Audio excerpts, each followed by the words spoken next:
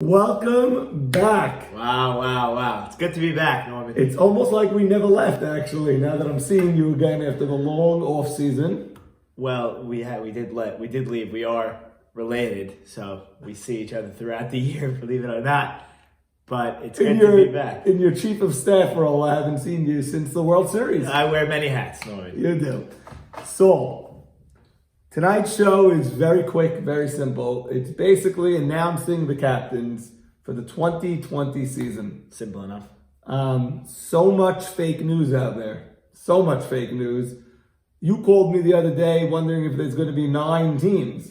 You told me you heard there's 9 teams. Speculation. Fake news. Fake news, which was told to be fake. But you know, Norman, sometimes people try to slip things under my radar, and I just had to clamp down on that. There were rumors, being that I'm not officially a voting member of the committee. I actually don't know the 8 captains, so this will be okay. So this is the first time you're hearing of the 8 captains. This is 100% true, and basically, I think we have a great group of captains. The committee votes on it. I do not get a vote, so I could give my opinion about people, but I do not get a vote. Right. And Norman, just for the people out there, how many committee members are there this year? There's 5 committee members. All returning from last year. All returning from last year. Okay, so let's start at the top. You want to start with the returning member? Figure returning. Might as well start returning. We'll go back and forth a little bit. We'll go in and out. Let's start with an obvious one. The captain of the year, World Series champion, Morris Casson is back as a captain. No brainer. I mean, guy won captain of the year, won the World Series, great player, clutch hitter, rah-rah guy, very nice. Great. That's it? Just great? I mean, what else? Guy won the World Series. He should be captain again. Okay, let's move on. Yeah, I don't think we need to waste time on that. Another guy that I'm sure will get your endorsement is your captain from the Lumber Kings, Abe Saka. Great. Back as captain. And I know there was talks of him not being captain. Well, but it seems that there is talk about a guy that's been captain many, many times, and maybe it's time to let someone else have a chance. Sure. And AB was open to that, and he was fully understanding if he didn't get the votes that he would step aside as captain for a year. And it doesn't mean you're gone forever. It means you step aside for a year and then you come back. I mean, there's no doubt with A.B. Saka, what he did last year was pretty remarkable. Turning a team around, 1-6 and 1-7. 1-7. 1-7. 1-7. 1-7. Turn a team like that around. All the way to the semis. Got to point to the captain. You guys drove right through the Phillies in the playoffs and went to the semis. They had a brick wall. They hit the brick wall against the NBA. Okay. Another returning captain, the team we just mentioned, who you lost to in the semis, was Naby and his captain, Max Sutton. There was a little talk about Max also. He's been captain 8-9 years in a row. Maybe it's time for someone else. Maybe after this year, AB and Max take a year off. We'll see. But there was some sentiment towards that. But Max is returning as a captain this year. For sure. I mean, Game 5 World Series. Wasn't in it last year, but the year before that, won the World Series. His record is unbelievable. Yeah, I mean, many people say he's had Naby a bunch of times, but even without Naby, he's had some clunkers, but he's had a lot of competitive teams also. Also, you have to take other things into account. His team always shows up to play. They compete. There's no major issues. And even with having Naby, that's not a fair thing to say because you have to then design your team around him. Okay, if he's your pick, he's your pick. Now there's 10 other people that have to field the ball. You know, meaning he has Naby, so he falls back, he designs his outfield. There's a lot of things he does. Okay, you could say that, but on the other hand, Naby has gotten to the World Series all 3 years that he's been in the league, with or without Max. 2 years with, 1 year without. It seems to be Naby gets you to the World Series one way or another, no matter how you build your team. It's not the largest sample size out there. Mm-hmm. It is remarkable, 3 years in a row. But you still have to say there's credit due to the captain there. Right. You know? Right. Okay, now let's give you a new captain that wasn't a captain last year. Okay. We are going to go with, he's been captain many times in the past. I don't know how many really, but he's been captain a bunch of times. returning to the captainship after, this has been an interesting offseason. It's a long intro. We started off that he's retiring, then he's coming back with a big announcement. Now he's captain. Morris Shama is going to be a captain this year. Yes. Great. So he took basically a co-captain role last year from what I... Did he? Meaning on the McAdeers, he was definitely a vocal leader in the locker room. Well, they had a lot of leaders on that team. They had a ton of leaders there. Because you have a team with Lee and Mo Shama and Sonny, of course, was the captain, and even Zolta. You have a lot of captain type of voices there. David Rishti. So Morris has definitely always been a leader on his team because he's always been, until last year, a first-round pick. So he's automatically going to have a voice. Right. And that was great. I just keep remembering the catch over his shoulder. Unbelievable. The big question with Morris is, can he connect with the younger kids that he's going to be drafting? Can he motivate them? Can he be vocal enough to get his team pumped up to play? Or is he a silent type of leader that he's so good and they're just going to follow his way? I mean, that works too. It works, but he's on the other side of 40 right now. It's going to be very interesting to watch. I like it. You like it. You approve. Okay, very good. So, now for another new captain that's joining us. Okay, and this is someone that you're very familiar with. Someone who played on the Lumber Kings, and people say he even made the lineup card. He was a captain before your time on a very bad team called Legion of Boom. I believe they went 5-11 that year. Was that the year you won with the Expos? That was 2013. Wow. Yes. How about that? It was either the Expos or was it Cleveland the next year? I'm not sure, but it was that era. That's how long it's been since he's been captain. Mr. Joe Ashkenazi. Great teammate. Definitely, he was in control of a lot of the aspects of the Lumber Kings. When A.B. Sack is on the mound, he has to focus on the batter. Right. With Joe Eschko, he took that role of let me position my field, let me encourage my players, And no slight to A.B. Sack. He was a great captain. We made the semifinals. But I said before, something to it with pitchers. Like, they have so much to focus on. Maybe it's not great for them to be captains, Like, they have to focus on the batter. They got to focus on the lineup. That's why, personally, and grandfathered in captains, fine. They know what they're doing. Going forward, I would say pitchers should not be captains. They have their own things to worry about, But then again, how great would it be if Nabi wanted to be captain one year? Or how great... Jeffrey Saka has won as a captain. A.B. Saka has won as a captain. So there's captains that have had success as pitchers also, on the other hand. That's for sure. I'm not saying there isn't success to be had. What I'm saying is I think a team is best in control when another player is captain on the field. Because, you can look around. It's much more of a team effort. Whereas once the pitcher steps on the mound, the pitcher's eyes are on the batter. Right. The rest of the field has to just be where it was when he last checked in. Right. It's just my own take. You're right, and the pitcher is not facing anybody on his team when he's pitching.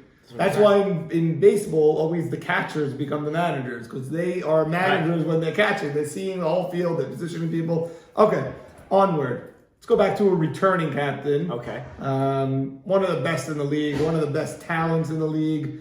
Proved to be just a fun, great captain last year, because nobody had more fun than the Butter team. Nobody had more fun than Butter, screaming, chanting, getting on the other team's nerves, but in a respectful way. Zach, tremendous. Zach Ashkenazi coming back another year. What he has to watch out for, he drafted a lot of his friends, and he went overboard with that. And they had fun, but like Jay-Z Zolta said the night of the draft, he liked the pick, not the trade, whatever. But he drafted Irwin very early. He drafted Ralph Toot Matute, who is a phenomenal hitter. Guy hits 500 every year. He drafted him around or two too early. He still would have been there.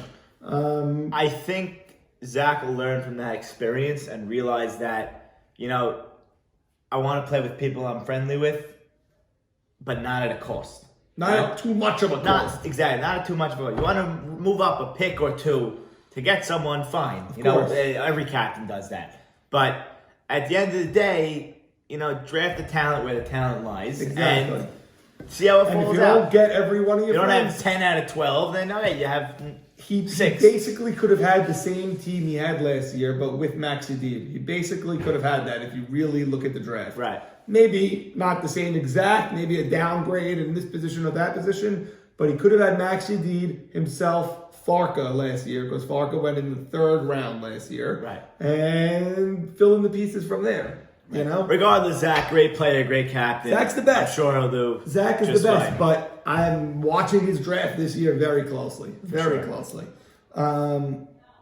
Okay, how about another new guy? Okay. Not new to the league. He's been playing in the league for a long time. 1st round pick every single year. Perennial 1st round center fielder. Could possibly have one of the best arms of the center fielders. Really, really accurate and strong. Great hitter. Fast player. A.B. Cohen? Abe J. Cohen. Wow. You Nice. got it. Of the Maccabi Maccadir team. That's 2 now from the Maccabees. Maccabees have 2. Very nice. A.B. Great Maccabees guy. have all Mar around. Shama and Abe J. Cohen. Yes. Both new from the Maccabees. Both You're do. right. So I guess they're pumping out talent over there. I guess you could call it Israel. the Sonny Shalom coaching tree, and you could see how his Right. branches. It's like when succeed. Belichick hires a guy Yes. to wipe the floors, that guy's coaching the Exactly. Dolphins the next morning. Yeah. So, but on A.B. Cohen's, on his point, he's a great guy. Pretty much up there with the elite of the league. Yeah. 1st round pick. I'm curious to see, because I know he's a great guy. He can be inspirational, like meaning when we watch their playoff run in the dugout, he would pump people up. He doesn't really scream from out on his perch in center field. You know, 100%. The curious. challenge for AB is going to be being vocal enough in the right way for his team. Right, He's so we're on the gotta- same page He's there. got to connect with his team. He's got to connect with his team, and he can't just be the silent assassin that he is, you know, and Right. he's a great player or whatever.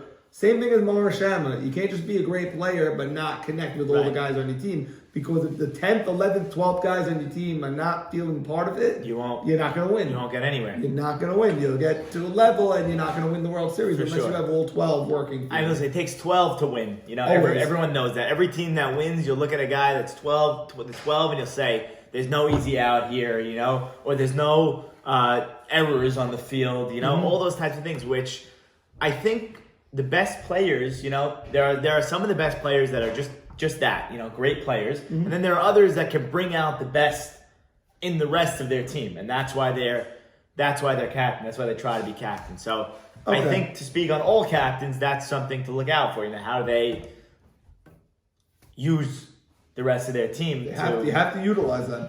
to Okay, win. so we have a few captains from last year. We only have 1 spot left. We have a couple of new candidates.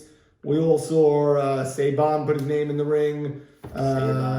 Mo Haber wanted to return as a captain. We haven't mentioned Sonny Shalom yet. We haven't mentioned Daniel yet. We JT. haven't mentioned Elliott Saka yet. We haven't Saka, mentioned wow. JT yet. All for Only one spot. You can left. fill the whole league with that. Yes. Wow. And the, I guess, winner, the recipient of the last captain spot for the 2020 season. Committee vote. This is a committee vote. This will prove to you that it's a committee vote Okay. because the winner is my dear friend, Jackie JT Tower. Great. So if anyone with this nonsense of, oh, Norman, just pick the captains, you decide, you're in control, this will prove to everybody once and for all that the committee is in control. There's been much deliberation about who should be the captains, and this is the direction that the committee went in. They go with JT over a bunch of other great candidates. Here's the thing on JT. Probably one of the best drafters of all the captains on the sheet. He knows everybody in the league. He knows the guys from the night league. He knows the guys he knows everything about everyone. And he also could spot a young guy and say, this guy maybe is ready for a full-time job in right field or left field. Right. He's so good at that. He actually, when I joined the league, I got a text 2 weeks before the draft saying, "Hi, it's JT. I need you to send me a picture of you throwing a ball and hitting a ball." There you go. So, You know, and how many other captains did that? none. He was the only one that asked for any sort of thing. Here's the con on JT, though. That's the pro, that he's a great drafter and he does his research and he loves and lives for this, like the rest of us do. The cons are JT's record outside of Baltimore when he had Dano. Outside of Baltimore, his record is suspect at best. He had a terrible Twins team, disgraceful White Sox team, and then his Phillies team. If Gamal touched third base last year, they have a bye. Wow. Gamal didn't touch third base. Another sting of bad luck for that Philadelphia team. And like they did all year, as soon as something goes against them, they fold. And JT was the captain of that ship, and he went right into that iceberg. He had like a feeling, a sense in his locker room that like, woe is me, woe is us, this went against us, that went against us, a bad call went against us. In sports and in life, you have to get through that. There's adversity. You have to plow right through it. JT, as the captain, was supposed to lead them through that, and they didn't show up for the playoffs. Yeah, I think that's a fair analysis of last year, but I also think that doesn't encapsulate all that is JT. I mean, you say outside of Baltimore, but let's go to Baltimore. Okay. You know, you say outside of meaning you look when you want to look at him as a player. First of all, he's a phenomenal player. There's no player, no doubting that. He's has a ring. With AJ Cohen. Has a captain ring. 2 years ago, so there's no taking that away. And I think personally, JT. But again, that team was co-captained by him and Dano, and neither of them did well last year as captain. Dano was a phenomenal captain for his team day of the game, but did not draft well. And JT drafted great, but didn't. The point of a captain is to get above the noise and get your team past that instead of having 12 guys complain every time a ball hits a rock. Come on. For sure. They definitely ran into their string of problems. You look at JT's record as a captain without Dano, it's not good. It's not great. He had a Dodgers team that was good with Ike years ago, but he also had the Twins, he also had the White Sox, and that Philadelphia Phillies team on paper could have won the World Series, and they didn't show up for the playoffs against the Lumber Kings. They did not show up. Yeah. So those are your 8 captains, Saul. Yeah. And I just want to go through a couple of the key dates. Wednesday night, February 26th. First two rounds of the draft with Jackie, Jay-Z, Draftologist, Zolta. Sunday morning in DSN, all are invited. March 1st, Sunday morning, for the grand banquet draft gala event. And March 29th, opening day. Tremendous. So be on the lookout. Saul, so great to see you once again in your capacity as Chief of Staff. Yes. Welcome back. I also want to welcome back our full staff. Sandy Shalom of YMSL Deportes. Jackie Jay-Z, Draftologist Zolta, not playing this year, but is analyzing. RVJ and Gary Nachman Eisenberg will be broadcasting as our B team and our C team on different fields. Sure. And so the whole crew is back, Saul. So. Tremendous. And Norman, we got to restructure our contract. I know we were talking. So that check is in the mail. We will see you next year. That's a post-dated check coming in the mail, and we will renegotiate after the year. Great, Norman. Thank you, Saul.